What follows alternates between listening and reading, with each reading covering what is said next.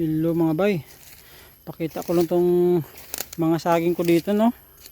Medyo lumaki na ngayon pero parang nag-iiba yung mga dahon, no. Katulad dito mga bay, oh. Parang yung dahon niya hindi normal mga bay. Tapos meron pa dito iba. Yung iba medyo okay naman, oh. Ito okay naman siguro ito mga bay, pero merong iba dito na parang iba yung kanyang dahon. Ito ito mga bay, parang nag-iiba, oh. Parang lumiliit. Ano kaya ito mga bay, kulang lang ito sa fertilizer. Ito pa yung iba, oh. Parang naninilaw. Ito rin mga bay, oh. Yan, medyo marami-rami ito dito na ganito. Ito mga bay, oh.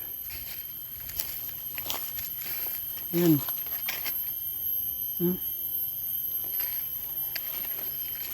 Lumaki na sana pero parang iba yung dahon nila. Ito po mga bay. Yan. Medyo malaki na sana, no. Nakapag-apply na tayo ng fertilizer, tapos 2 beses na tayo nag-spray dyan mga bay ng foliar saka fungicide at insecticide. Pero bakit parang iba yung dahon mga bay? Yan, ito po, oh.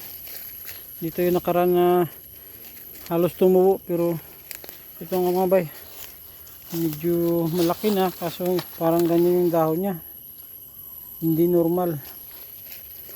Pa-comment na lang mga bay, no, at pa-advise kung anong kailangan gawin natin dito. Yan, yun lang naman. Kasi ito rin mga bayo, parang naninilaw rin.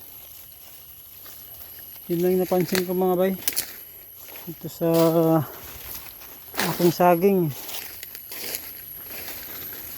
Ito pa isa, oh. Ito pa mga bay, ito okay naman. Ito hindi ko sure mga bay, so parang iba yung dahon, parang hindi normal. Pa-comment na lang mga bay, no, at pa-advise sa mga dyan, matatagal na lakatan farmers, para maagapan mga bay kung anong kulang dito sa natin mga saging.